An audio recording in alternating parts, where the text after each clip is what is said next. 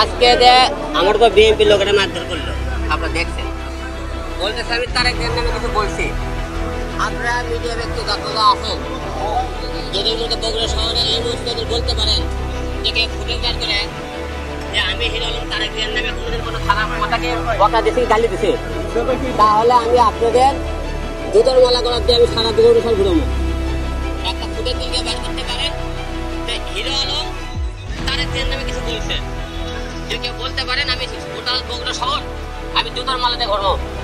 যদি আপনারা যদি না করে থাকেন তাহলে আপনার তারেক জিয়ার নাম করে কেন আমরা আজকে 2023-এ আমরা মনে করেছিলাম দেশ স্বাধীন হয়েছে, দেশ স্বাধীন হয়েছে, আমরা তাই মনে করছিলাম যে আমরা একটা শহরে আওয়ামী লীগকে শুনেছি দেশ স্বাধীন হয়ে গেছে, স্বাধীন হয়ে গেছে, কিন্তু আমরা দেশ স্বাধীন হয়নি।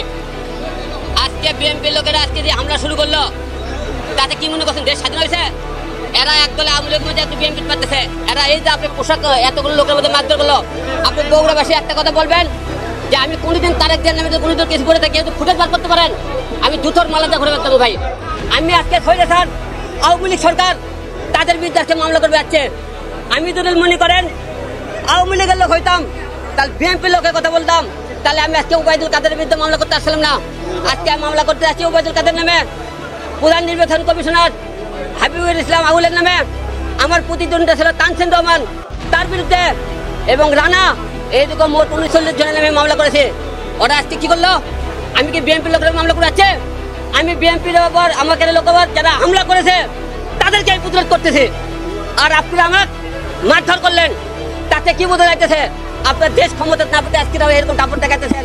দেশ ক্ষমতা আপনাদের হাতে আসলে আপনারা কি করবেন? তাই আজকে সারা বাংলাদেশ এই যে জনতা সারা বিশ্বের কাছে প্রশ্ন থাকলো যে আজকে বিএনপি লোককে আপনার ক্ষমতা না পেয়ে মারধর করলো, অন্যায়ভাবে অত্যাচার করলো, এক পিছনে সারা বাংলাদেশের উপর আমি আজকে দিয়ে গেলাম। বিএনপির আমি জানি না, আপনাদের সামনে ভিডিও ফুটে দেয়, তারাই তো বলতেছে আমাদের বিএনপি তারেক জিয়ার নামে কেন বললি, তারেক জিয়ার নামে কেন বললি, এক থেকে কি প্রমাণ চান? পরবর্তী যারা মারধর করছে এই ভিডিও ফুটে দেয় তাদেরকে এমনি করে অবশ্যই এর বিচার আমি কঠিন চাই। এর বিচার কঠিন, আমরা এখন দেশ স্বাধীন হয়ে গেছে, যারা মতে এর বিচার না পাই তাহলে বোধহয় বাংলাদেশের বিচার বলে কোনো কিছু থাকবে না।